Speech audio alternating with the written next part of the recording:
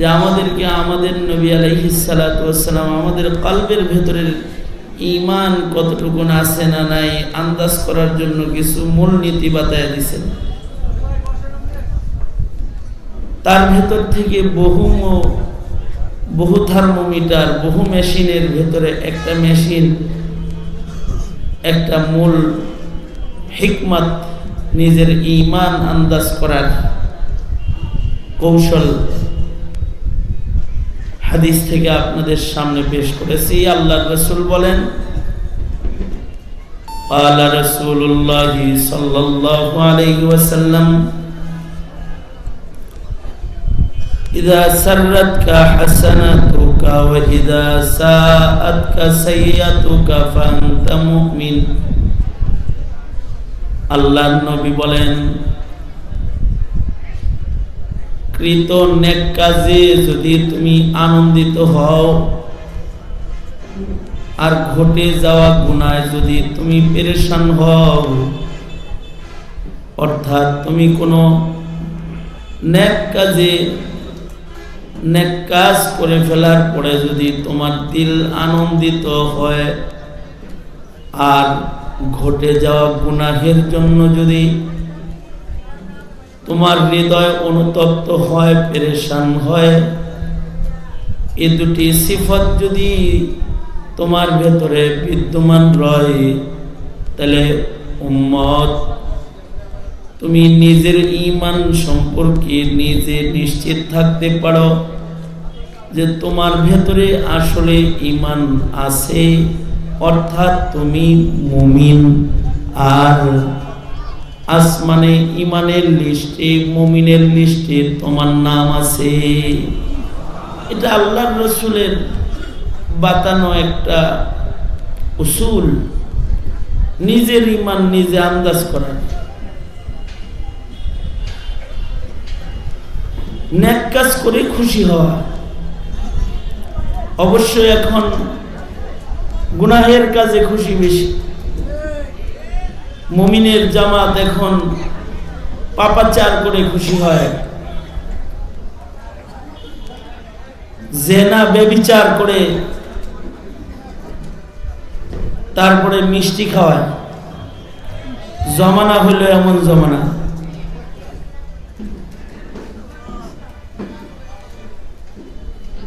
আল্লাহ পাকের নিষেধাজ্ঞা লঙ্ঘন করে তারপরে খুশি।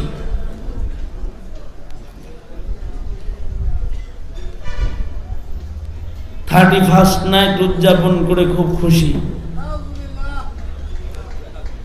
ঈমান নষ্ট করে খুশি, ঈমানের খেলাফ কাজ করে খুশি। আর ইবাদত যেন এখন একটা পেরেশানি। মুমিনের জামাতের আজান হয়ে গেছে, মসজিদে যেতে হবে, এটা একটা পেরেশানি। দাওয়াত ও তাবলীগের লোক ঘরের দরজায় দাঁড়ায় গেছে, চিল্লায় নিয়ে যেতে পারে, পেরেশানি।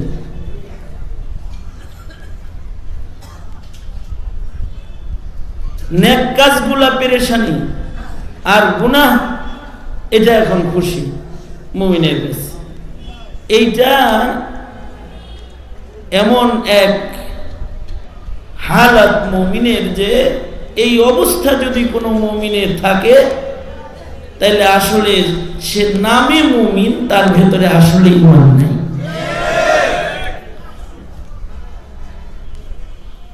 খুশি হতে হবে ইবাদত করে।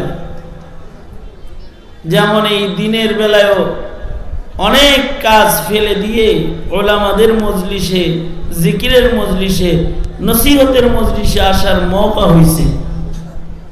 এই যে আল্লাহ তৌফিক দিছে, এটা একটা খুশি। দিলের ভেতরে আনন্দ সুরুর থাকতে হবে যে আল্লাহ তাআলা আমার আজকের দিনটা একটা ভালো কাজে ব্যয় করার সুযোগ দান করছেন। 5 ওয়াক্ত নামাজ জামাতের সাথে পড়ছে, তখন দিলটা খুশি হইতে হবে। আলহামদুলিল্লাহ, আমার মালিক আমাকে 5 ওয়াক্ত নামাজ পড়ার তৌফিক দান করছে। তাকবীরুল্লাহর সাথে সকাল বেলায় ভোর বেলায় ফজরের পরে সালাম ফিরায়া আল্লাহর কালামের সাথে মুলাকাত হইছে। সূরা ইয়াসিন পড়বে, এইজন্য কোরআন শরীফ খুলছে। ফজরের পরে দিনের প্রথম দর্শন আল্লাহর কালামের সাথে হইছে, মুলাকাতটা, চোখের দৃষ্টিটা কোরআনের উপরে পড়ছে, এই দিয়ে তার দিন শুরু হইছে। এটা একটা খুশি, দিলে আত্মতৃপ্তি আসতে। আজকে তাহাজ্জুদের সময় সজাগ পেয়েছে এবং শেষ রাত্রিতে নফল পড়ার মওকা তার হয়ে গেছে। আল্লাহ পাকের কাছে শেষ রাত্রির ডাকাডাকির সুযোগ পাইছে, এটা একটা খুশি। এই যে ইবাদতের সুকর্মের খুশি, এইটা যদি কারোর ভেতরে আসে তাইলে বুঝতে হবে তার ভেতরে ঈমান আছে। গুনাহ হয়ে গেছে তো ভেতরে পেরেশানি আসবে। সাহাবায়ে কেরামের জীবনে গুনাহ হয়েছে, কিন্তু সাহাবায়ে কেরামের ভিতরে এই ঈমানটা ছিল। গুনাহ হওয়ার পরে তারা পেরেশান হয়েছে। কেউ জিনা করে ফেলেছে তো হাত নেওয়ার জন্য পেরেশানি নিয়ে নবীজির কাছে আসছে। কেউ শরাব পান করে ফেলেছে, পেরেশান হয়ে গেছে। কারোর দ্বারা তুহমতের মতো গুনাহ হয়ে গেছে, শাস্তি নেওয়ার জন্য মসজিদে নববীর সুতুনের সাথে নিজেকে বেঁধে ফেলছে। যতক্ষণ পর্যন্ত আসমান থেকে ক্ষমার ঘোষণা না আসছে ততক্ষণ পর্যন্ত পেরেশান রয়েছে। এই যে হালাত, গুনার পরে পেরেশানি হওয়াটা, এটা মুমিনের ঈমানের আলামত। আর গুনাহ করার পরে খুশি হয়ে যাওয়া মানে সিনেমা দেখছে বাইরে কয় আলহামদুলিল্লাহ, আল্লাহ দেখাইছে, নাউজুবিল্লাহ। অথবা ওর প্রেমিকার সাথে দেখা হইছে, বদনেগাহি হইছে, শুকরিয়া আদায় করতেছে। একটা গুনাহ করছে, এখন শুকরিয়া। আর ইবাদত বিরক্তিকর, মোল্লার চেহারা দেখছে বিরক্ত লাগতেছে, নায়কের চেহারা দেখে আনন্দ পায়, নায়িকারে দেখে আনন্দ পায়, আর দাড়ি টুপি দেখলে গা চুলকায়। বেঈমানের আলামত।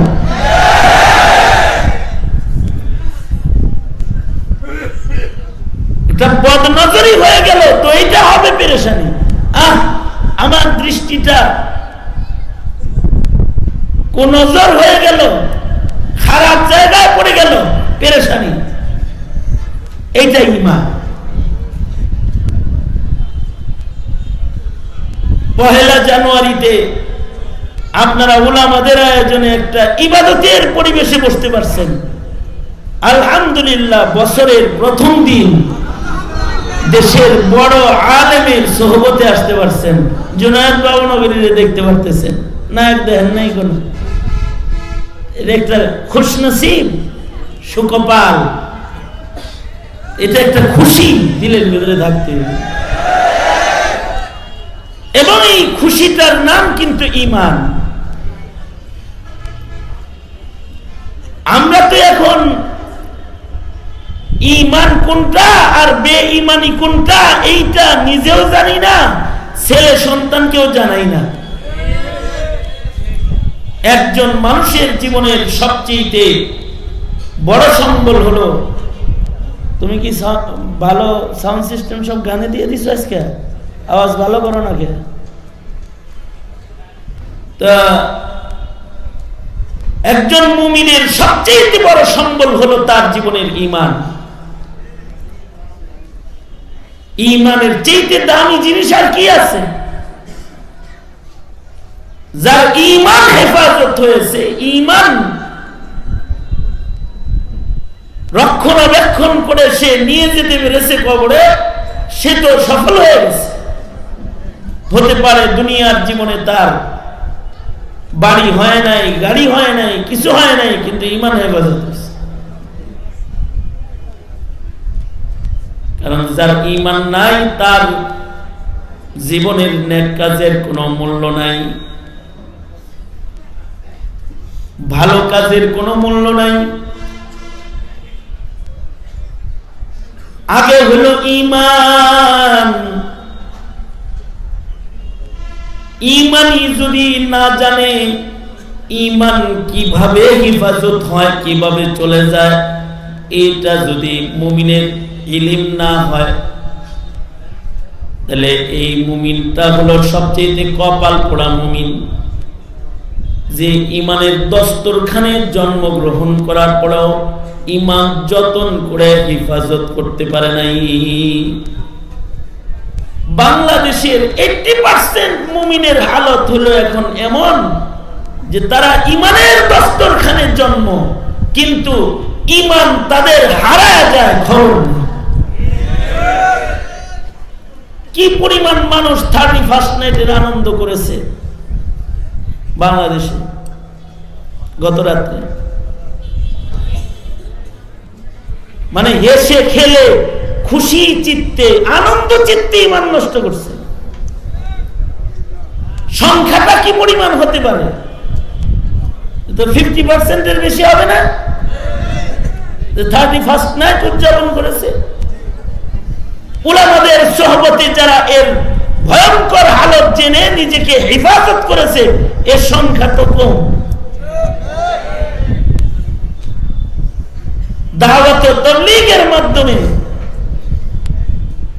সমাজে যে মেহনতটা হয়, 6টা উসুলের উপরে কথা বলা হয়, তার 1 নাম্বার হলো ঈমান। কারণ ঈমান মুমিনের সবচেয়ে বড় পুঁজি। আমাদের দর্শে নিজামীতে কওমি মাদ্রাসায় তালিমুল ইসলাম থেকে শুরু করে ফতোয়া শামী পর্যন্ত হাদিসের যত কিতাব আছে, বুখারী থেকে শুরু করে সব কিতাব, একেবারে ছোটখাটো হাদিসের কিতাব যা আছে ওইগুলা পর্যন্ত সকল কিতাবের প্রথম অধ্যায় হলো ঈমানের অধ্যায়। তালিমুল ইসলাম থেকে শুরু করে ফিকহের একেবারে বড় কিতাব পর্যন্ত, হাদিসের ছোট কিতাব থেকে শুরু করে বুখারী পর্যন্ত আউয়ালান একটা তালেবকে ঈমান শিক্ষা দেওয়া হয়। কারণ ঈমানই যদি ঠিক না হয় তাহলে তো সব বরবাদ হয়ে যাবে। আমাদের পিতারা আমাদের সন্তানদেরকে ঈমান শিখায় না, কম্পিউটার শিখায়, খেলাধুলা শিখায়, গুনাহ খাতা শিখায়, ঈমান শিখায় না। এ কারণে মুসলমানের ঘরে ধীরে ধীরে নাস্তিকের সংখ্যা বাড়তেছে, মুরতাদের সংখ্যা বাড়তেছে, বেঈমানের সংখ্যা বাড়তেছে। কারণ হলো ঈমান শিক্ষা না দেওয়া। আমাদের ছেলেরা জানে না, আমাদের কিছু কিছু মুমিন আছে ওরা জানে না যে এই কাজ করলে ঈমান নষ্ট হয়। যেমন কবরে সেজদা দিলে ঈমান নষ্ট হয়, এটা জানেই না। পীরের পায়ে সেজদা দিলে জান্নাত ক্যান্সেল হয়, জানে না। ও মনে করে যে এনে সেজদা দিলে জান্নাত পাবো, উল্টা শিখছে। বুঝেন না এই বিষয়টা? ওকে যদি আসলে জানানো হতো যে এই কাজের মাধ্যমে তোর ঈমান ক্যান্সেল হবে, কিন্তু তাইলে ওর গর্দান যেত, কিন্তু ও শিরিক করত না, মাথা দিত, কল্লা দিত, ঈমান দিত না।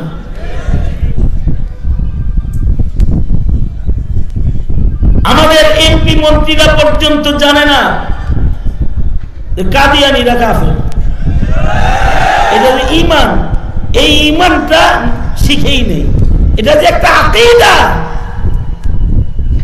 যে নবীর পরে নবী নাই, এটা একটা আকীদা।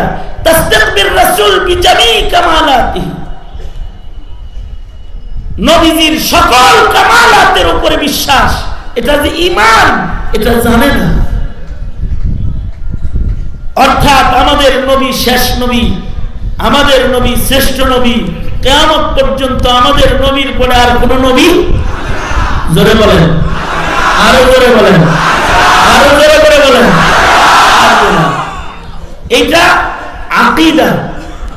এই আকীদার ভেতরে যদি কারোর সামান্য দুর্বলতা থাকে তাহলে ও বেঈমান, কাফের।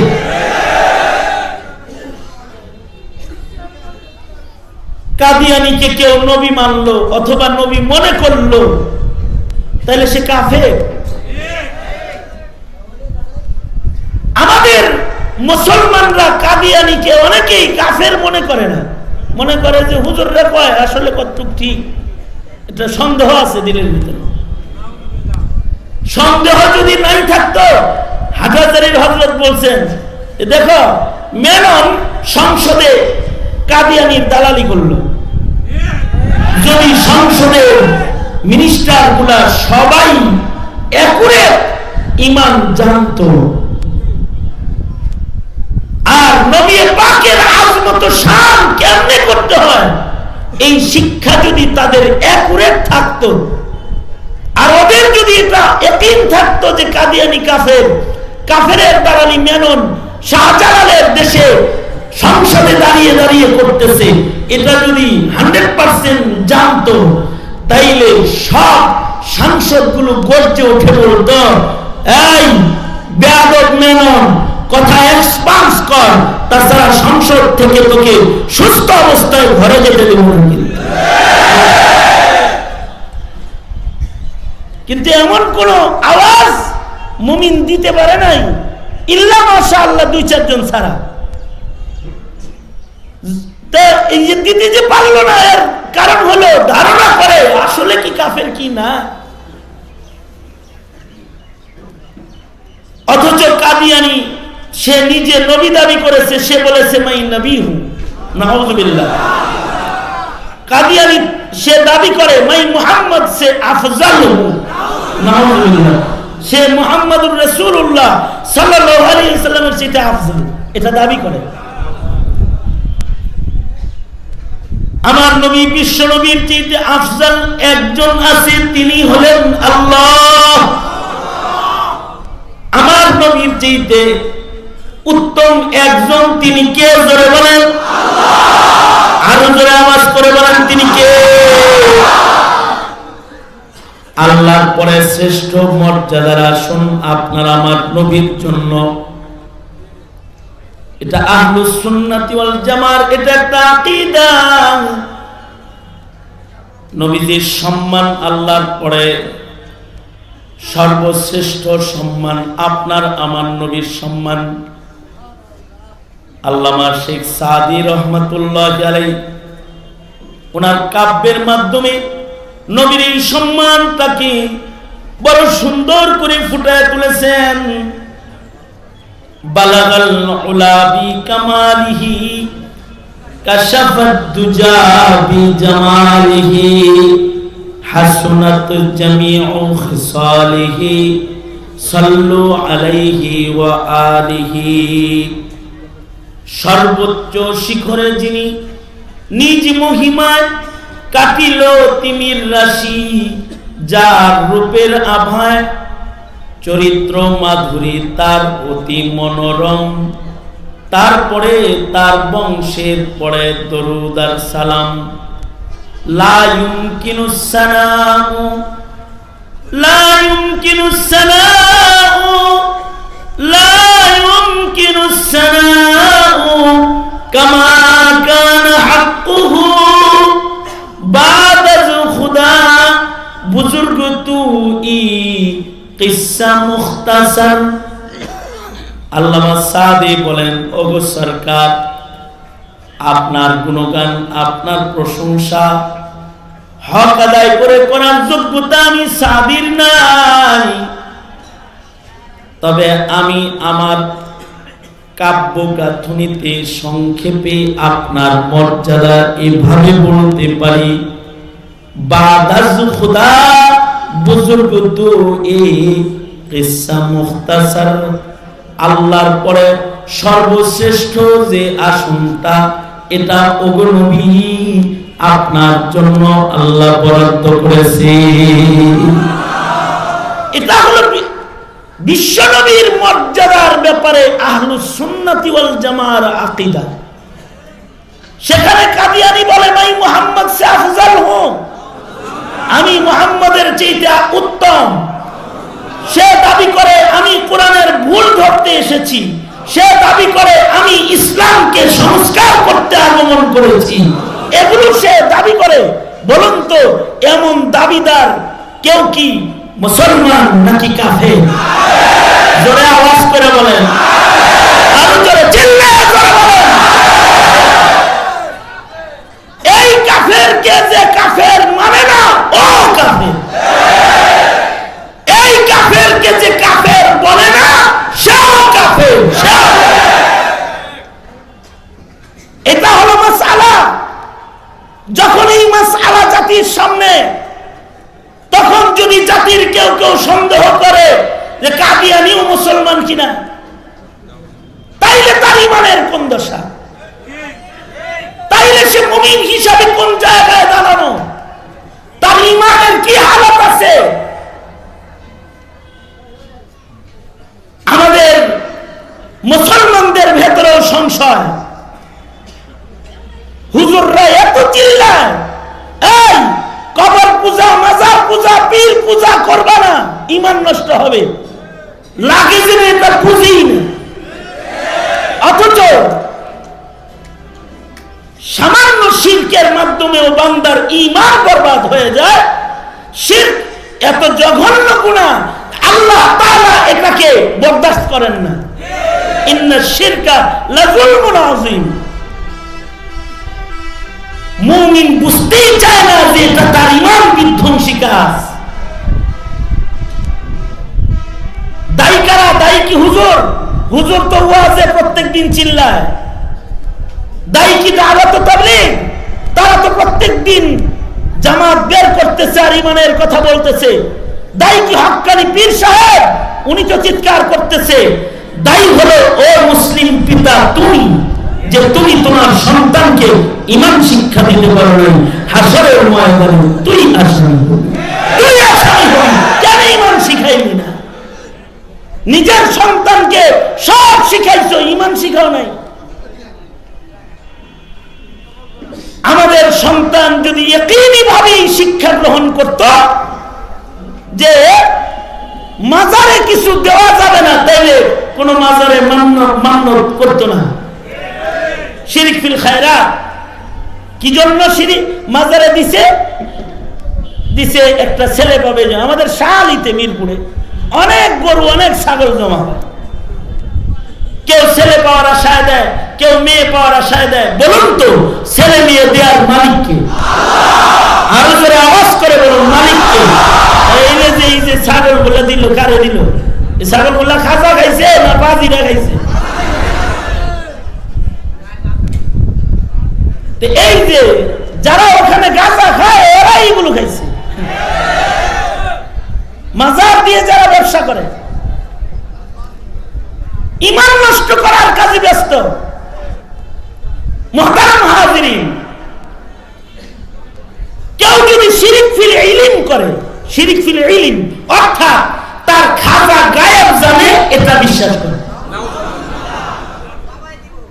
কোন মুমিনের হৃদয়ে এই বিশ্বাস আছে যে তার বাবা অনেক কিছু জানে, গায়েব জানে। বলুন তো গায়েব জানেন একমাত্র কে? জোরে আওয়াজ করে বলেন, একমাত্র কে? আল্লাহ গায়েব জানেন একমাত্র।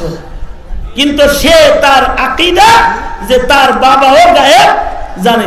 ঈমান আছে নাকি নষ্ট হয়েছে? জোরে আওয়াজ করে বলেন, ঈমান আছে না নষ্ট হয়েছে? আচ্ছা, এইরকম বিশ্বাস নিয়ে কেউ যদি 50 বার হজ করে, তার হজের কোন দাম আছে?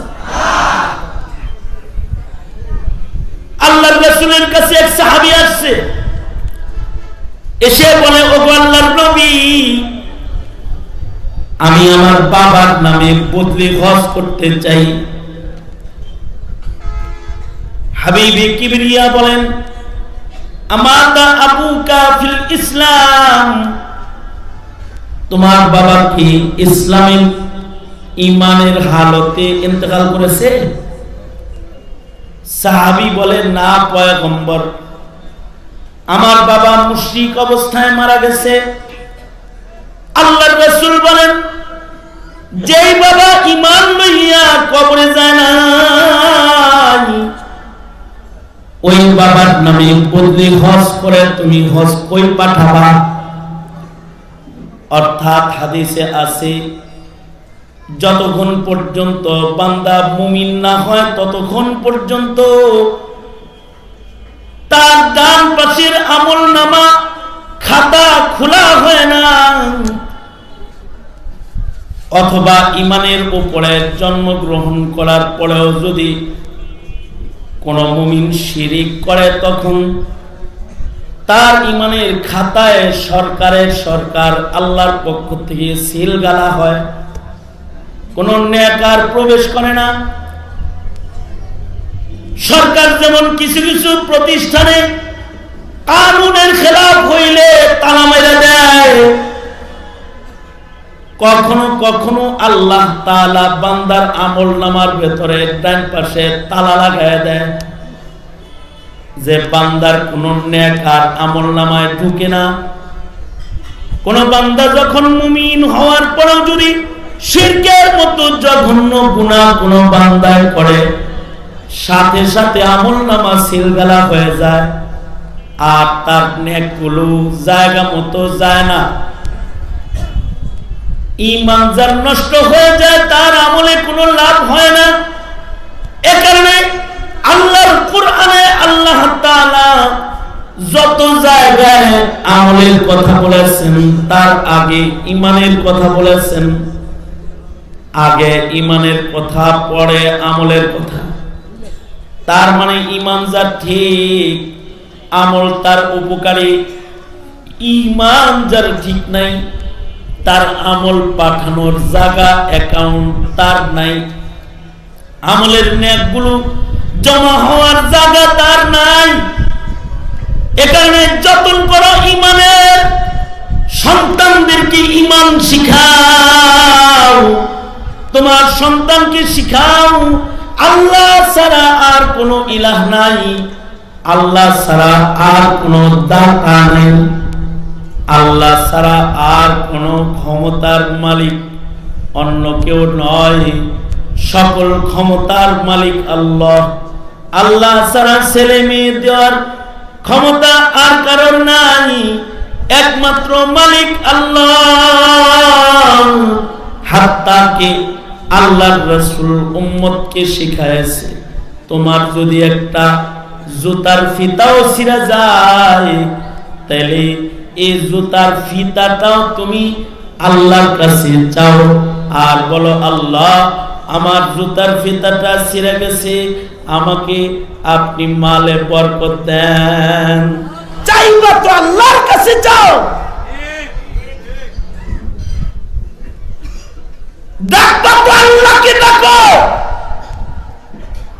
বাবা ডাকে লাভ নাই, আল্লাহ ডাকো। আল্লাহকে ডাকাডাকি করো, আল্লাহ ডাকির জবাব দিবে। কথায় শিরিক না হয়, ইলমের শিরিক না হয়, আকীদার শিরিক না হয়, বিশ্বাসে কোনো গন্ডগোল হয়ে ঈমান নষ্ট না হয়, এই শিক্ষা সন্তানদের আগে দাও। সন্তানদেরকে আগে আল্লাহ চিনাও, নবী চিনাও, ধর্ম চিনাও, কোরআন চিনাও, আগে এগুলো চিনাও। সন্তান কোরআন চিনে না, উপন্যাসের মর্যাদা বুঝে, কোরআনের মর্যাদা বুঝে না। মুসলমানের সন্তান নেতার মূল্য বুঝে, নবীর মূল্য বুঝে না,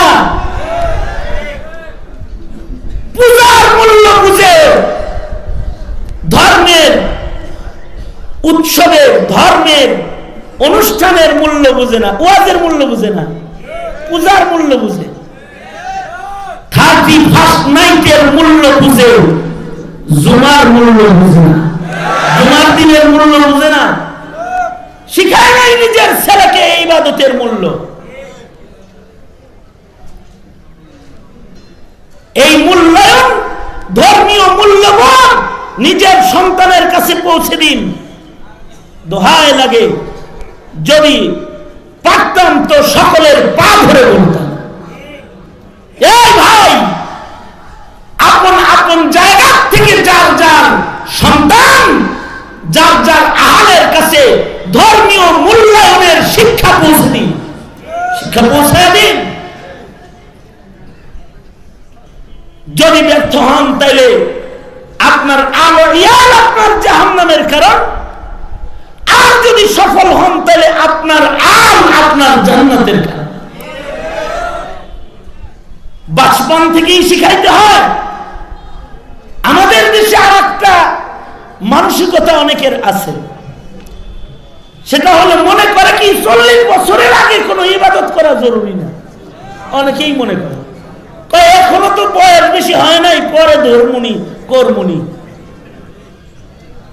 দাড়ি রাখেন এখনো টাইম হয় নাই, নামাজ পড়েন একটু পরে, হজে যায়েন এখনো টাইম হয় নাই, কিন্তু কোটিপতি হজে যাইব বুড়া হয়ে। এরা মনে করে ইবাদত বন্দিগি বুঝি অথবা ইমানদারি বুঝি বার্ধক্যের বয়সের কোন জিনিস, অথবা 40-এর পরের বয়সের কোন কাম, এইটা মনে করেন।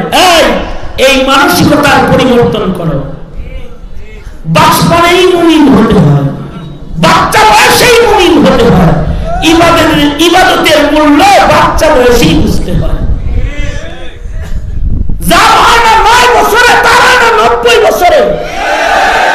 যার 9 বছরে হয় না, তার 90 বছরেও হয় না। আর যার হয়, তার বাচ্চা বয়সেই হয়।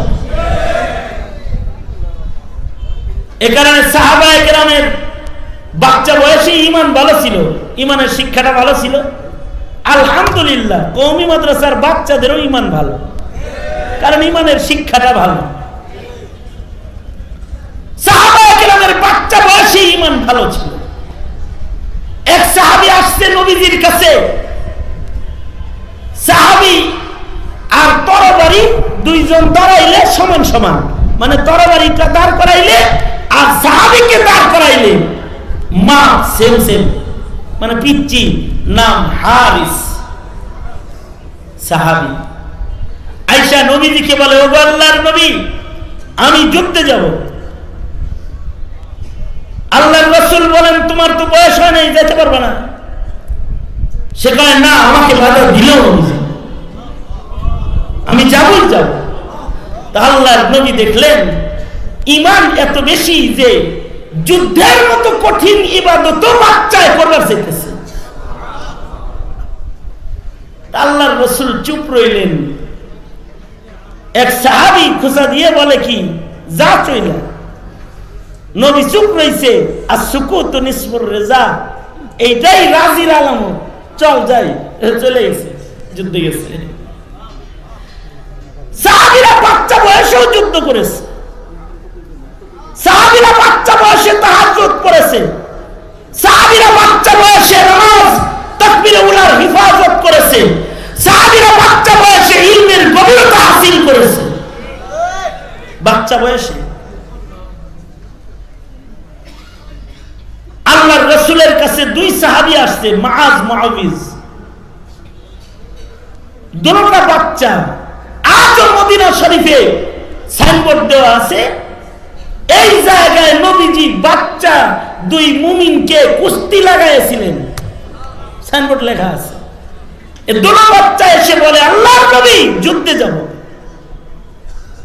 আল্লাহর রাসূল বললেন, যুদ্ধে যাবি, শক্তি আছে গায়ে? তোর তো শক্তিই নাই, বাচ্চা মানুষ। ঠিক আছে, কান্নাকাটা খুব যেহেতু আগ্রহ, তোমাদের 2 জনের ভেতরে কে শক্তিশালী পরীক্ষা করি, যার শক্তি বেশি সে যাবা, কুস্তি ধরো। 2 ভাইকে আল্লাহর রাসূল কুস্তি লাগাইয়া দিয়েছে। যেটা দুর্বল এটা কয়, ভাই তোর গায়ে শক্তি বেশি, তুই ফেলে দিলে তো আমি উঠতে পারব না, কিন্তু তুই আল্লাহর কাছে পেয়ারা হবি, আমি হব না। এটা কি হয়? আমরা 1 মায়ের দুধ খাই, 1 মায়ের দুধ খাইছি, 1 মায়ের পেট থেকে আইছি। একজন জান্নাতে যাবো, একজন পিছে থাকবো। তুই যখন আমাকে ফেলেই দিবি, আমি যখন তোর নিচে পড়েই যাব, কমাস কম তোর সাথে আমাকে জান্নাতে নেওয়ার জন্য, যুদ্ধে আমাকে শামিল করার জন্য নবীর কাছে আমাকে দুর্বল বানাইস না। আমি আবার মোচড় দিয়ে তোর উপরে উঠলে তুই নিচে পড়ে যাস। খেলাটা নবীর সামনে ড্র করতে থাকবো। কোন অবস্থায় একজনের শক্তি বেশি এটা দেখতে দিব না নবীজিকে। নবীজি হয়তো আমাদের দুজনকেই নিয়ে যাবে। দুই সাহাবী বাচ্চায় মিলা পাতানো খেলা খেলতেছে, দুজন যুদ্ধে যাওয়ার জন্য। আল্লাহর কসম করেও যদি বলি আমরা হামেশ হব না। আমরা কওমি মাদ্রাসার কোন তালবে ইলমকে মিছিলে যেতে বলি না। আমরা কোন কওমি মাদ্রাসার বাচ্চা তালেবে ইলম, মক্তবের বাচ্চা ছোট মানুষ ওদেরকে সাপ্লাই যেতে বলি না। আমরা কখনো কোন আন্দোলনের ডাক দিলে ওদেরকে যেতে বলি না। ওদেরকে হুজুররা তালা দিয়ে রাখতে পারে না। ওরা নবীর নামে মাঝের মতো জান বিতরণ করতে বের হয়ে রাজপথে দাঁড়িয়ে যায়। আমরা ওদেরকে যেতে বলি না। এই বাচ্চার ভেতরে ঈমান আছে, ঈমানের শিক্ষা থাকার কারণে। আর তুমি বুড়া কিন্তু তোমার ঈমান থুরা, শিক্ষা না থাকার কারণে। শিক্ষা না থাকার কারণে ঈমান শিখো আগে। মুআজ মুআবিজ দুজন যুদ্ধে যাবে, দুজনই নবীর সামনে পাতানো খেল শুরু করেছে। একজন আরেকজনের নিচে ফেলে দেয়, আরেকজন আরেকজনের ফেলে দেয়। আল্লাহর রাসূল বুঝে ফেলেছেন। আল্লাহর নবী বললেন বুঝছি, যাও, দুজনকে অনুমতি দিয়ে দিলাম। এই দুজন যুদ্ধে চলে গেল। আর এই দুই কিশোর মুজাহিদরাই আবু জেহেলকে কুপকাত করল বদরের মাঠে। দেহের শক্তি দিয়া না, ঈমানের শক্তি দিয়া। ঈমানের শক্তি দিয়া করছে। আপনারা বুরহানুদ্দিনে যারা শহীদ হয়েছে এদের ভেতরে বাচ্চা পাবেন। দেখেন কিছু বাচ্চা শহীদ হয়েছে। ঈমান একটা বাচ্চার ভিতরে আছে। যখন ঈমান কোন বাচ্চার ভেতরে ঢুকে তখন ও শুধু নামাজ পড়ে না, ও শুধু তাহাজ্জুদ পড়ে না, ও শুধু গুনাহ ছাড়ে না, ও জীবন বিসর্জন করে, আল্লাহর নামে জীবন দান করে, জীবন দিয়ে দেয়। আর ঈমান যখন বুড়ার অভাব হয়ে যায় তখন এই বুড়াটা তার দুর্বল চোখ দিয়া চশমা লাগায়া চোখের জিনা করে, চশমা লাগায়া চোখের জিনা করে। তখন ওর দুর্বল দেহে লাঠি ভর দিয়া যাত্রার প্যান্ডেলে ঢুকে, যাত্রা দেখতে, গান শুনতে যায়। ঈমান নাই, এ কারণে বার্ধক্যেও গুনাহ ছাড়তে পারে না অথবা ইবাদত করতে পারে না। মুহতারাম হাজিরিন, বাচ্চার ভেতরে তো নবীর প্রেম আছে, ইসলাম চিনেছে, কোরআন চিনেছে, রাসূল চিনেছে, দ্বীন চিনেছে, ইবাদতের মূল্য বুঝেছে। এই বাচ্চা হারিস জোর করেই যুদ্ধে চলে গেছে। যুদ্ধে তো গেছে, দেহে তো শক্তি কম। এবার যুদ্ধে যায়, জিহাদ করতে যায় নিজের তরবারির আঘাতে নিজেই আক্রান্ত হয়েছে। অর্থাৎ তরবারিটা এমন ভাবে ঘুরাইছে যে নিজের পায়েই নিজের তরবারি লাগছে। যখন পায়ে তরবারি লেগে গেছে তো খুব রক্ত বের হয়ে গেছে। এত রক্ত বের হয়েছে যে বাচ্চাটা শহীদ হয়ে গেছে। ইখতিলাফ হয়েছে, কেউ কয় নবী আসতে মানা করছে, তাও আইছে। নিজের তরবারির আঘাতে নিজেই ক্ষত হয়েছে, এ শহীদ হয় নাই। আর আমিরুল মুজাহিদিন বলে না, বড় প্রেম নিয়ে যুদ্ধের ময়দানে আসছে, ঈমানের সাথে ইবাদতের প্রেরণা জড়ো হয়েছে, তাই ওকে শহীদদের ভিতরে গণনা করো, শহীদদের সাথে কবরে দিয়ে দাও। মারা গেছে পরে কেউ কেউ তার মাকে যায় বলতেছে, যুদ্ধের কাফেলা যখন মদিনায় ঢুকছে মুজাহিদরা, সবাই তো ইস্তেকবালে আসছে, হারিসের মাও আসছে সন্তান নিতে। স্বামীকে ইস্তেকবাল দিতে বিবি এসেছে, ভাইকে ইস্তেকবাল দিতে ভাই এসেছে, সন্তানকে ইস্তেকবাল দিতে পিতা এসেছে, হারিস নামক সন্তানকে ইস্তেকবাল দিতে তার মা আসছে, উম্মে হারিসা। উম্মে হারিসা এসে নিজের সন্তান খোঁজে। কেউ বলে তোমার সন্তান নিজের তরবারিতে নিজেই আক্রান্ত হয়ে পড়ে গেছে, আর কেউ বলে না, শহীদদের কবরে তাকে কবরস্থ করা হয়েছে। মহিলাটার মনে সন্দেহ, আমার সন্তান কি নিশ্চিত শহীদ কিনা, জান্নাতে আছে না জাহান্নামে আছে। কেমন মা দৌড়ায় নবীজির কাছে যায়, বলো সরকার, সন্তান যুদ্ধে গেছে, নিজের তরবারির আঘাতে নিজে আক্রান্ত হয়েছে। কেউ বলছে যে আমার সন্তান নাকি শহীদ হয় নাই। ওগো আল্লাহর নবী, আমি আপনার কাছে জানতে চাই আমার সন্তান শহীদ কি না, ওইটা আপনি আমাকে বলে দেন। আমার সন্তান জান্নাতে আছে না জাহান্নামে আছে, আপনার কাছে জানতে চাই। ওগো আল্লাহর নবী, যদি আমার সন্তান শহীদ হয় তাইলে এই যে আমি আমার চোখের পানি মুছে ফেললাম, আমি হাসবো, আমি আর কাঁদবো না, আমি খুশি। কারণ শহীদের মায়ের খাতায় আমার নাম, ময়দানে মাহশারে শহীদ সন্তানের সাথে আমি মা আল্লাহর জান্নাতে যাব। কিন্তু ওগো আল্লাহর নবী, যদি কোনো কারণে আমার সন্তান শহীদ না হয়, তাহলে কিন্তু আমি আজকে মাটিতে গড়াগড়ি করে কাঁদবো। কি যে আমি করব তা আমি বলতে পারছি না, আমি কিন্তু অনেক কিছু করে ফেলবো। তার মানে কাশ কাঁদতে কাঁদতে কাঁদতে কাঁদতে আমি মরেই যাব, এমন সন্তান আমি পেটে ধরলাম যে সন্তানটা জান্নাত পেল না। তাহলে আমার মতো কপাল পোড়া মা আর হয় না, তাই আমি খুব কাঁদবো। ওগো আল্লাহর নবী বলুন, আমার সন্তানটা জান্নাতে গেল না জাহান্নামে গেল? হাবিবি কিবরিয়া নবী নীরব বসে রয়েছেন। মহিলাটা চিৎকার করে কাঁদতেছে আর জানতে চাইতেছে। হযরত জিবরাইল নবীজির কাছে আগমন করেছেন এবং খবর দিয়ে দিয়েছেন।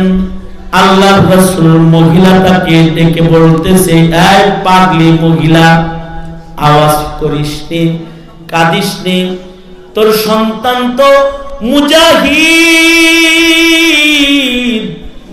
ইমানি মুহাব্বত নিয়ে ময়দানে জঙ্গে অংশগ্রহণকারী সন্তান।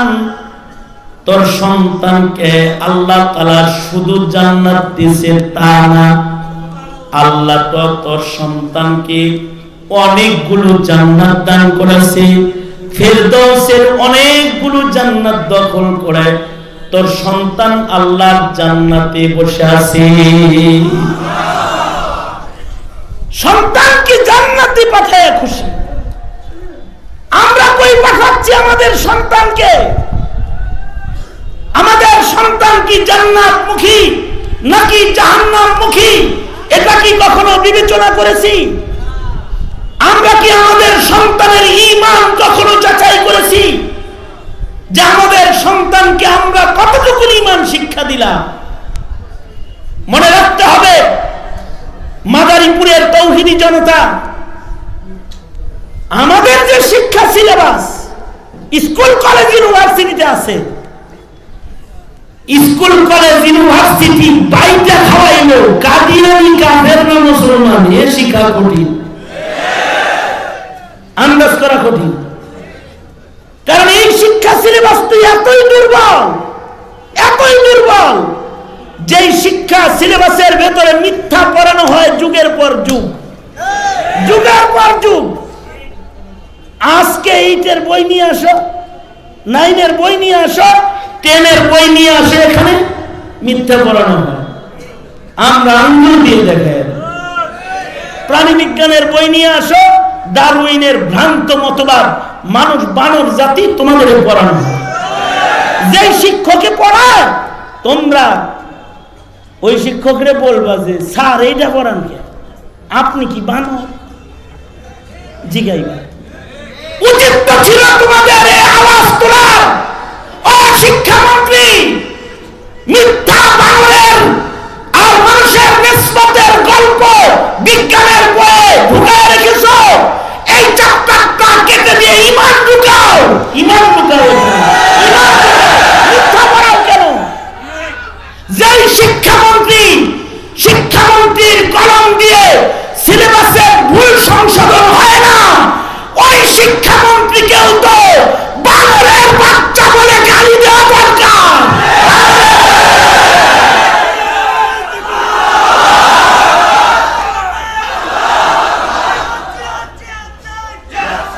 আরে আস্তে আস্তে এইরকম স্লোগান দিয়ে কাম হবো না। জেহাদ জেহাদ জেহাদ চাই খালি কইলি হলো, জেহাদ লাগলে আমরা নাই।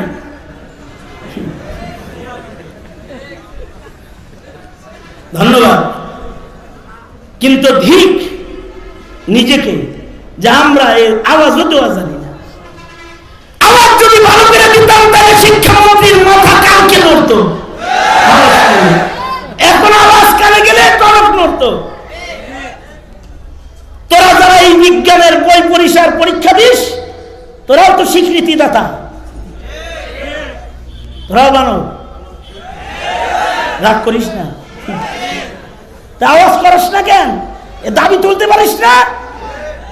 এই শিক্ষা কমিশন, শিক্ষামন্ত্রী, এগুলো কি পরিবর্তন করে আওয়াজ তুলতে পারো না কেন? আওয়াজ তুলতে তৈয়ার আছো তো ইনশাআল্লাহ?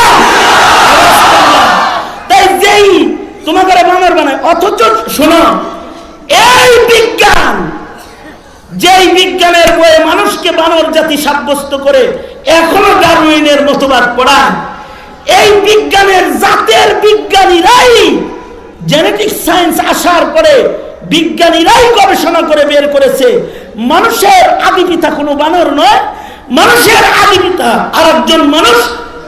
জিন গবেষণা করে বিজ্ঞানীরাই বের করছে। বের করার পরে ওই পশ্চিমা বিজ্ঞানীরাই ডারউইনের মতবাদকে ডাস্টবিনে ফেলেছে বহুত আগে, কিন্তু বাংলাদেশের বই থেকে এখনো সরে না।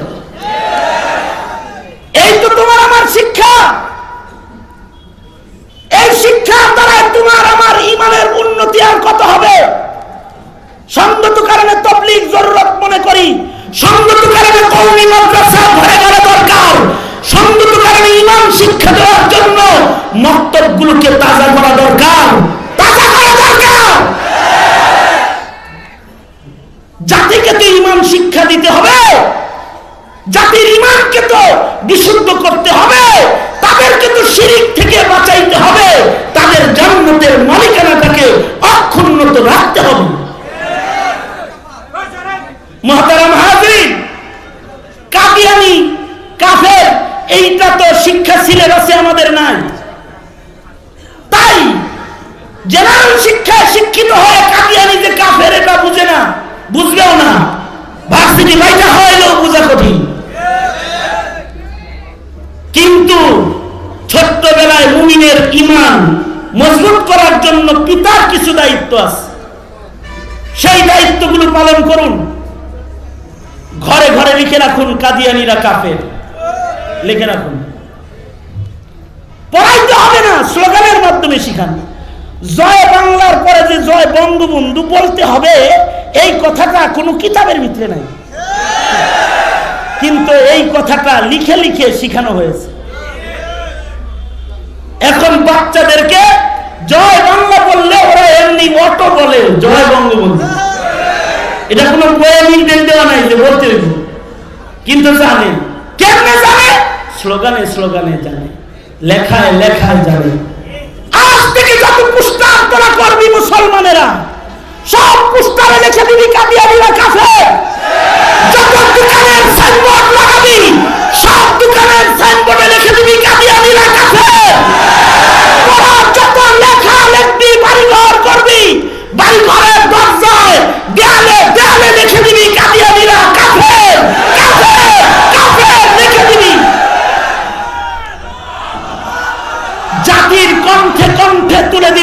কাদিয়ানীরা কাফের, কাদিয়ানীরা কাফের লিখে দিবি, বলবি কি লাভ হবে? তোরা যারা মেসি আর কাকার ছবি কিনে ঘরে টানাস, ব্রাজিল আর আর্জেন্টিনার গেঞ্জি কিনে পরিস, ব্রাজিল আর আর্জেন্টিনার পতাকা বানাবার জন্য কাপড় খরিদ করিস, এই নবীর উম্মত হয়ে নবীর জন্য কিছু কিনতে পারিস না? নবীর জন্য কলম কিনবি, নবীর জন্য দোয়াত কিনবি, তুলি কিনবি, নবীর জন্য আর্টিস্ট ভাড়া করবি, নবীর জন্য ক্যালিগ্রাফি করবি, লিখে দিবি কাদিয়ানীরা কাফের, ঘরের দেয়ালে লিখে দিবি কাদিয়ানীরা কাফের।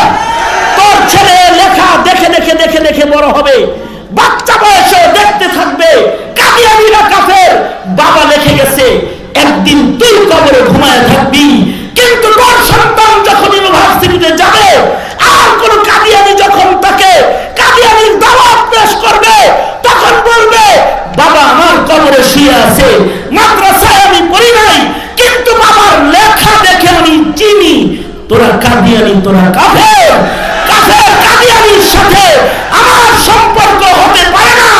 ফার্দার যদি আমার কাছে কাদিয়ানীর দাওয়াত নিয়ে আগমন করিস, তাহলে ধাক্কা ধরে ধাক্কা দিয়ে শাহজালালের বাংলার সীমানার বাইরে তোকে পাঠায় দেবে।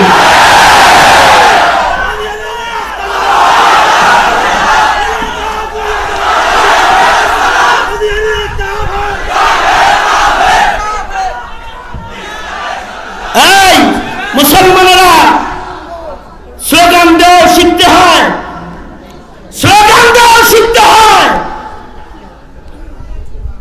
একজনে স্লোগান দিবেন, একজনে বলবেন কাফের কাফের, গোটা হাউস জনসমুদ্র সবাই মিলে বলবেন কাদিয়ানীরা কাফের।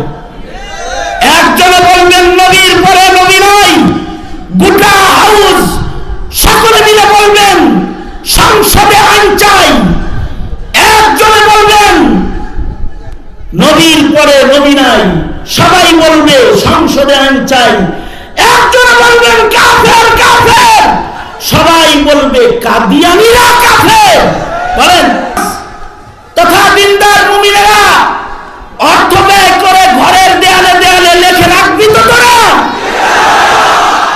যে কোনো পোস্টার করবি, লিখে দিবি কাদিয়ানীরা কাফের, ছোট করে লিখে দিবি। আমি লিখ যেমন লেখে জয় বাংলা জয় বঙ্গবন্ধু, তোরা লিখবি কাদিয়ানীরা কাফের।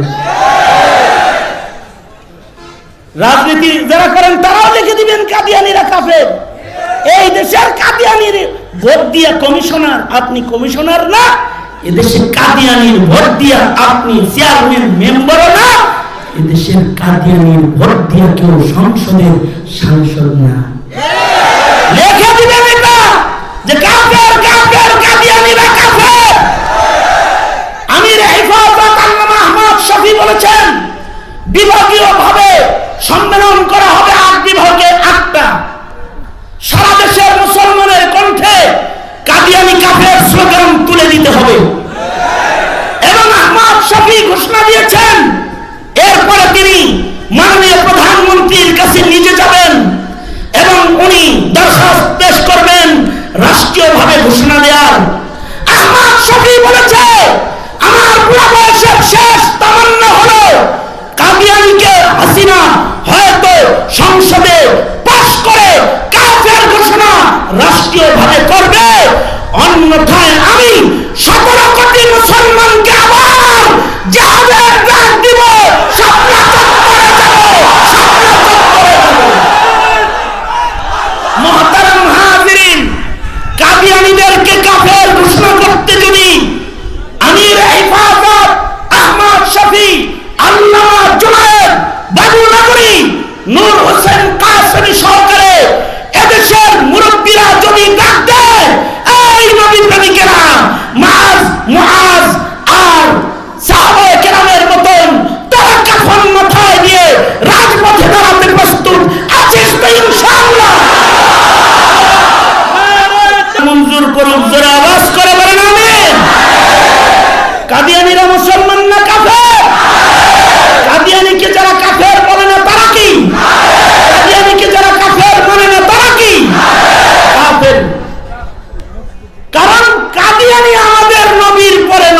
দাবিদার।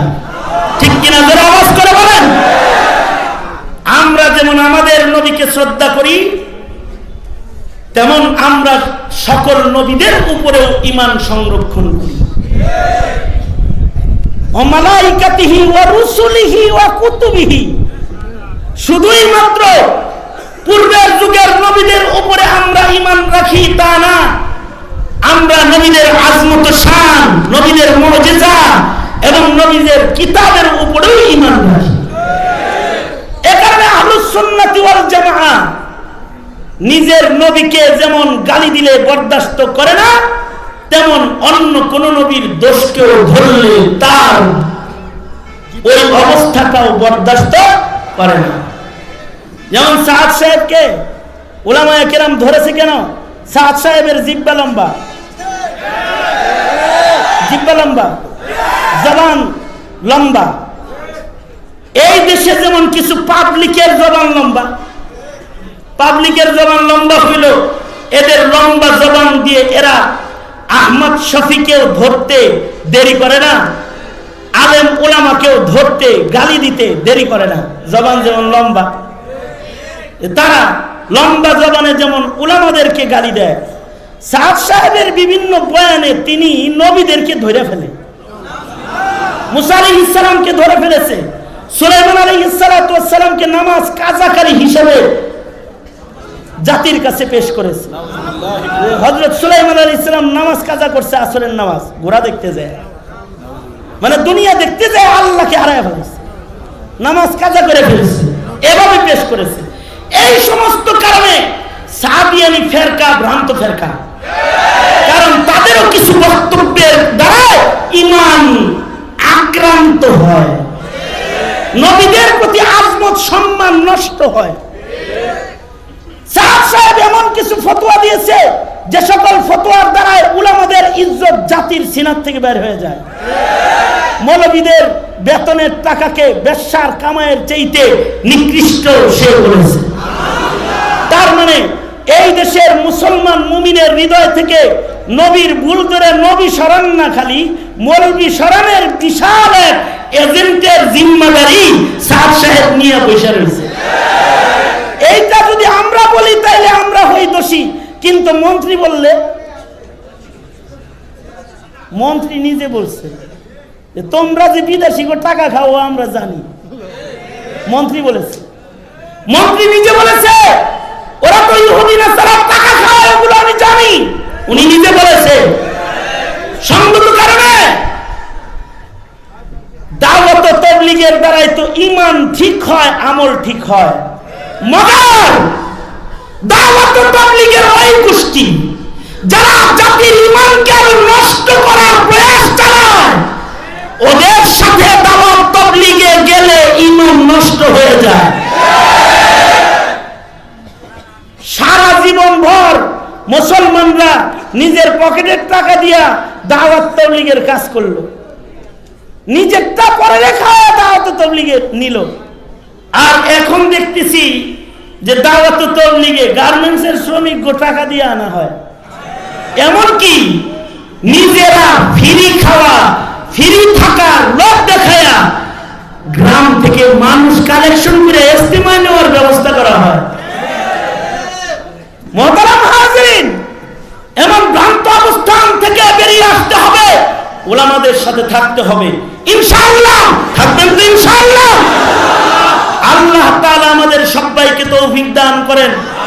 হুজুর যেহেতু চলে এসেছে, জব পানি আ গিয়া তো তায়াম্মুম খতম, অসমাপ্ত আলোচনা এখানেই সমাপ্ত করছি।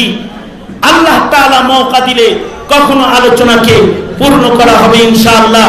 ওয়া আখিরু দাওয়ানা আলহামদুলিল্লাহি রাব্বিল আলামিন।